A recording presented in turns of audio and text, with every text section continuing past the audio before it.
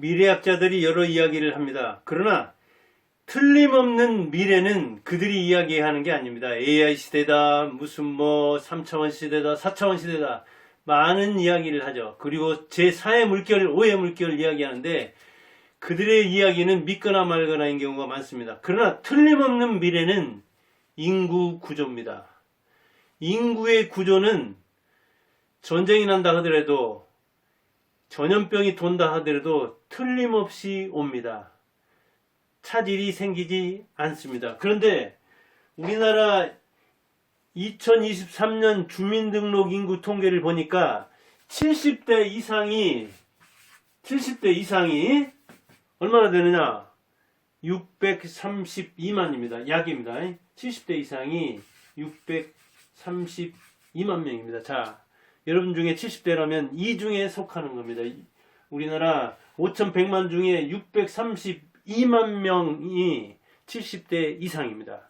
그러면 20대는 그들을 부양해야 되죠.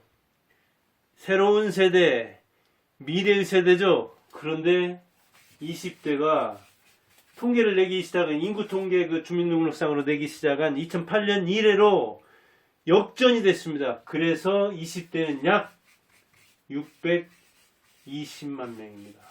이제 부양해야 할 노인들은 늘어나고 20대는 줄어들고 있습니다. 20대의 허리가 휩니다.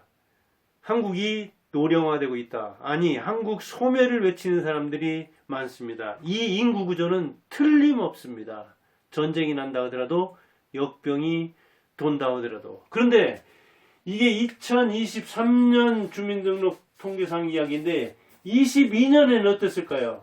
2022년에는 70대보다 20대가 많았습니다. 그런데 23년으로 넘어가면서 70대는 22만이 증가하고, 그리고 20대는 22만이 감소했습니다.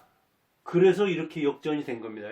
23년에. 그런데 55년생부터 63년생까지를 베이비 부머 그러죠. 저는 그 중간에 58년 개띠인데 이제 55년생이 70대를 목 앞에 두고 있습니다. 코앞에 두고 있습니다. 그러니까 노인 인구로는 뭐 베이비 부머들이 이제 저도 들어갔으니까 막 들어가고 있는데 70대에 진입하는, 그리고 65세 이상이 20% 이상을 초고령사에 그러죠. 그것은 올해 진입할 걸로 보고 있습니다.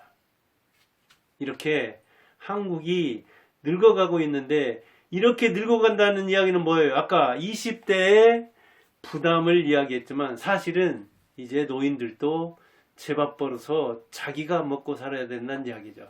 즉, 죽도록 제밥벌이를 해야 겨우 살아간다는 이야기예요. 올해도 보니까 뭐 3.6% 국민연금이라든가 기초노령연금을 올려준다고 하는데, 저도 뭐 국민연금 쥐꼬리만큼 받는데 그거 올려준다고 하면 조금 반갑기도 하면서, 이거 두 아들이 부담해야 되는데, 두 아들은 30대 초반으로서 노령연금이다 뭐 국민연금이다 이게 다 바닥날 걸로 거의 예측되죠. 인구 구조와 더불어 그런 경제적 예측도 분명하죠. 그렇다면 남녀노소가 제밥벌이를 죽도록 해야 됩니다.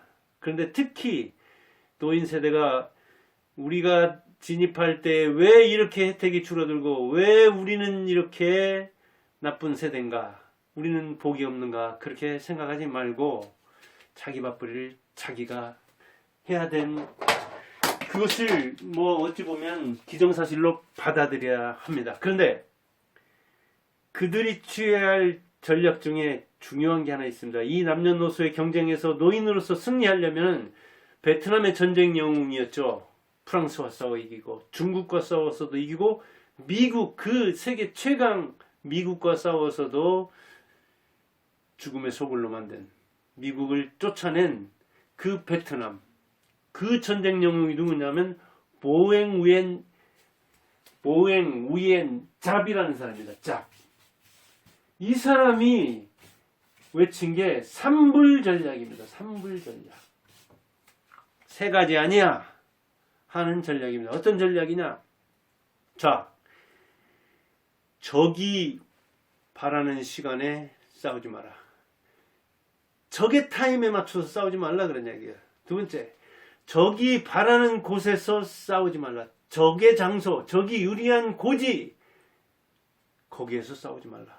그리고 적이 원하는 방법, 적이 원하는 전략으로 싸우지 말라. 즉 시간, 장소, 방법을 적의 방법이 아니라 내 방법으로 싸우라 그런 이야기예요. 삼불 전략이 바로 그겁니다. 시간, 장소, 방법을 적의 것이 아니라 적 것 말고 내 것으로 싸우라 그런 이야기예요. 그래서 중국도 이겼어요. 지금 중국과 국경을 맞대고 있는 나라가 한 10대 나라 됩니다. 인도와도 맞다고 있죠. 인도가 중국보다 인구가 많다고 할 정도잖아요. 얼마나 국방력도 막강합니까? 베트남에 비하면. 그런데 인구도 얼마 안 되고 중국이 볼 때는 우스운 베트남, 중국 베트남 우습게 보지 못합니다. 인도하고는 티격태격해도 베트남하고는 국경 문제 같은 거 잘 못 일으킵니다. 왜? 이 보행 우엔 잡의 이 삼불 전략에 걸려서 중국이 곤욕을 치렀고, 이 삼불 전략을 구사하는 그 후에 베트남을 중국도 굉장히 의식합니다. 그래서 지금도 그 남중국 해내 뭐네 이런 데서 계속 큰 소리는 치고 있지만, 베트남이 바짝 하고 덤벼들면은 중국도 쫄기까지는 안 하겠지만 굉장히 의식을 합니다. 인도보다도 더 의식을 할 정도입니다. 그럴 정도로 이 베트남의 전쟁 영웅 잡은, 프랑스에서 고등학교 다녔고 기자했고 교사했고 중국과 미국에서 군사훈련을 받은 사람입니다. 그러니까 다양한 지식, 지피지기를 하고 있는 거예요. 그러니까 백전불태에 이 삼불 전략을 펼 줄 아는 겁니다. 서구의 전략도 알고 서구 생활도 실제 해봤고, 그리고 프랑스로부터 통치를 받았지만 또 프랑스에 가서 공부도 해봤고, 그리고 중국과 미국의 군사에 대해서 알면서 교사 노릇도 했고 기자 노릇도 했고 장군도 했습니다. 이 다양한 의식이라는 차원에서 보면은 박정희가 그랬습니다. 그렇기 때문에 박정희가 훌륭한 겁니다. 그가 교사도 해봤고 군인도 해봤고 정치인도 해봤기 때문에 이 문재인, 박근혜, 윤석열 이렇게 지금 정치인들이 정치하고 있지만 박정희의 그 안목을 따라가지를 못하는 겁니다. 이 잡의 안목을 따라가지 못하는 그 프랑스, 중국, 미국의 전략가들이 이 잡한테 당했다니까요. 잡 혼자 싸운 건 아니지만 그 베트남의 군인들이 국민성이 견고해서 그런 측면도 있지만 잡의 전략이 뛰어났기 때문에 그런 겁니다. 그러니까 우리는 그에게 배울 필요가 있다니까요. 적이 원하는 시간에 들어가지 말라고요. 적이 원하는 곳으로 들어가지 말라고요. 적이 잘 구사하는 전략으로 거기에 전략에 말려들지 말라고요. 이럴 때에 투자에서든 사업에서든 어디에서든 남녀노소와 경쟁하더라도 이길 수 있는 겁니다.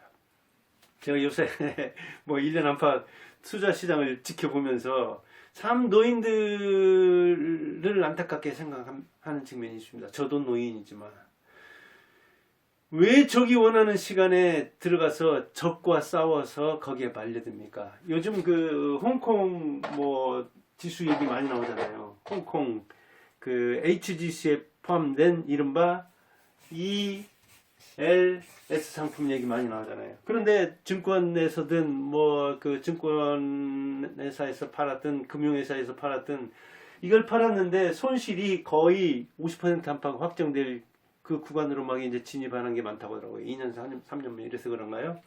그런데 ELS라는 상품이 저도 사실 경제나 경영 공부를 상당히 하고 요즘에는 진짜 아마 몇백 권 읽었을 겁니다. 한 1년 동안에 주식 투자에 대해서.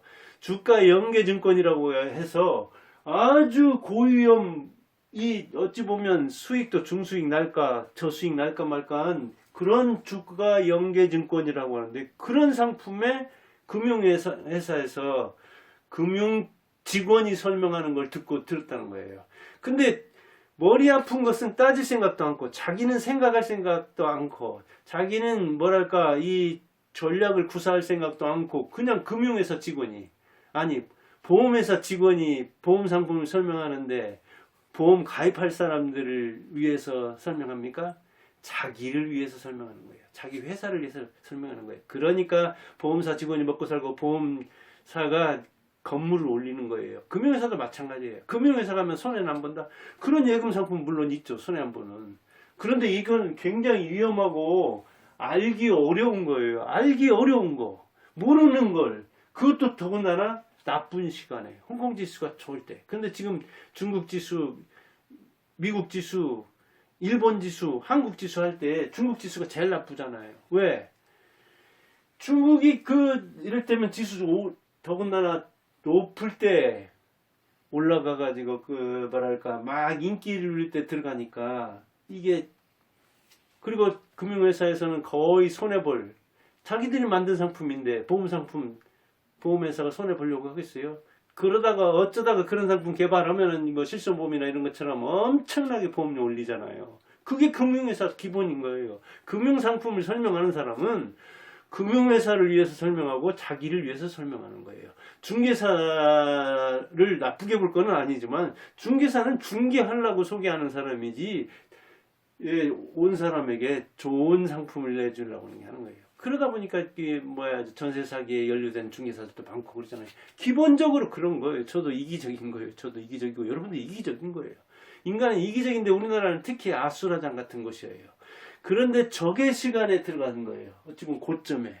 그리고 적의 시간에 적의 그 금융상품 들어가는 곳에 가서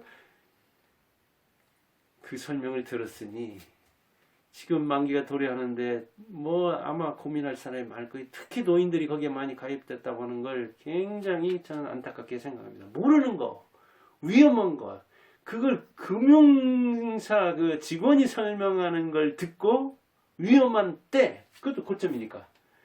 사실은 좋은 때만 사도 제가 주식을 보니까 좋은 때, 쭉 내려갔을 때, 상승기, 하강기가 있고 그러지만 아무튼 좋은 때만 사도 주식에서 크게 손해, 더군다나 좋은 상품을 사긴 해야 되지만 안 보겠더라고요.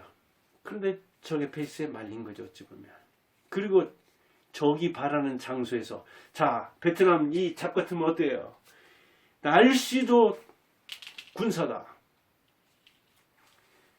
기후도 군사다. 비도 내 우군으로 만들려고 해요. 그래서 적군들이 생각할 때는 절대 여기에 사람들이 매복에 있지 않을 그곳이라고 생각한 그곳 거기서 매복을 하는 거예요. 자기들이 생각할 때는 기계어부들을 이끌고 가려면 거기 가면 전차가 빠져서 못하겠죠. 포도 거기 끌고 갈 수 없겠죠. 견인포 같은 것도 자주포도 그렇고 그곳에서 지키고 있었던 거예요. 그러니까 어찌 보면 적이 바라지 않는 장소에서 지켜서 적이 올 것을 대비해서 포를 박멸하고 매복을 해서 적을 함몰시켜버린 거예요. 적이 바라지 않는 곳에 가서 싸운다니까요. 적들은 어찌 보면 허를 찔린 거죠. 공략하는데 전면을 찍히는 게 아니라 옆구리를 찔리면 그대로 당하는 거잖아요. 그래서 중국 이 미군, 프랑스군, 베트남군한테 당한 거예요. 이렇게 이를테면 우리나라는 테마 주식은 제가 볼 때는 테마 도박장 내지 테마 사기장이더라고요. 그런데 가면 안 돼요. 노인들 특히 코인 시장이라든가 제가 바이오 같은 데도 얼마나 초전대체 AI네 지금 얘기 많이 하고 있죠.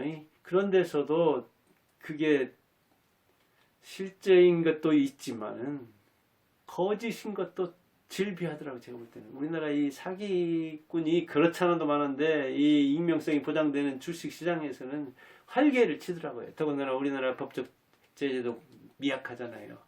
그런 곳에 들어가면 안 되는 거예요. 그런 장소에. 사자굴에 들어간 것 똑같아요. 사자를 잡으려면 모르지만 잡을 만한 그런 전략이 없고 힘이 없으면 들어가지 말아야 되거든요.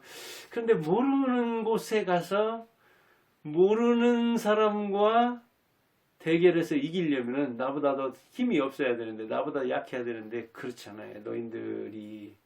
그런데 들어가서 제가 볼 때는, 그러니까 그 금융시장에 들어가서 그 금융기관, 그 직원 말 듣는 것도 그렇지만 유튜브 같은 데서도 무슨 전화번호 일러주면서 들어오라고 해가지고 무슨 뭐 종목을 찍어준다고, 그 장소에 들어가면 안 돼요. 대부분은 안 돼요. 제가 볼 때는. 그런데 이 아수라장 같은 곳에 들어가서 모르는 이 노인들이 그 아까운 노자금, 퇴직자금 이걸 잃는다는 것은 눈물 날 일입니다. 그리고 방법 마찬가지입니다. 노인들이 초단타를 한다든가, 타인이 뭐 이렇게 소개된 상품을 한다든가, 생각 자체를 싫어하면서 자기가 모르면서 또 남에게 다 기대가지고 종목도 찍어주고 파는 시점, 사는 시점도 찍어주기를 바란다면, 그럼 말아야 돼요. 어찌 보면 모르면 진짜 안전한 적금, 그것도 보장이 제대로 되는, 신협이나 마을금고 같은 데는 한 5천만 원 이렇게. 피 같은 돈 버는 걸, 1,000만 원 벌기는 어렵지만은 1,000만 원 잃는 건 주식시장에서 제가 볼 때는 그냥 금방 날아가더라고요. 저도 뭐 그렇게 단위가 크지 않지만은 몇백, 몇천 왔다 갔다 하는 것은 금방이겠더라고요. 그러니까 그렇게 그 감각이 뭐랄까 둔한 이 시장에서 자기만의 방법이 없으면 안 되는데, 이 잡처럼 타인의 적의 시간과 장소와 방법에 휘말려서 싸울 생각하면, 그러면 백전백패한다는 이야기죠. 내 방법이 있어야 되는 거예요. 내 마당이 있어야, 내 마당에 쌓여 똥개도 점수 따고 들어가는 거 아니겠어요? 그리고 내 시간에 해야 돼. 내 시간. 내가 팔팔할 때 싸워야지. 그런 차원에서 이 노후 준비를 3불 전략으로, 이 투자 전략에서 승리해서 적어도 자기 자금을 잃지 않는, 이 ELS 투자를 해가지고 노후 자금을 뭐 절반이나 잃는다고 하니, 그 다음에 자기 책임 안 지고 또 정부에서 책임지라. 그 다음에 뭐 손해 본 다음에 투자 설명을 뭐 제대로 안 했니 어쩌니, 이것저것도 참 사실은 구차한 겁니다. 선택했으면 어찌됐든 속았든 어쨌든 책임지는 게 이제 이 금융시장의 법칙인데, 이제 아마 뭐 선거도 있고 어쩌고 해서 어떻게 될지는 모르지만, 아무튼 모르는 곳에는, 그리고 기본적으로 금융회사 직원들, 저도 증권회사 직원이랑 이 65세 먹도록 절비하게, 투자는 제가 본격적으로 한 게 얼마 안 되지만 계속 들었습니다. 신문과 그리고 책 보고. 그 사람들은 항상 투자라고. 왜? 날마다 보면 오르고 내리니까 투자하는 말도 맞죠. 날마다 보면 딸 수도 있으니까. 오를 때 팔고 내릴 때 사면. 그러지만 그게 가능하냐고요. 고수들도, 우리나라 10억 이상 가진 개인 투자자들의 작년 성적이 나왔더라고요. 이 사람들이 10억 이상 가진 사람들은 우리나라 주식 투자에서는 사실은 현금을 이 정도 굴리니까 초고수인 셈이겠죠. 그리고 거액이죠.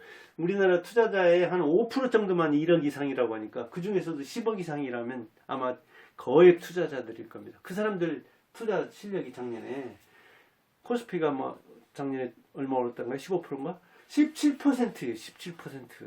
그런데 노인인데 아무것도 모르면서, 생각도 안 하려고 하면서 이를테면 막 30%, 40% 바라는 거, 그 자체가 잘못된 거예요.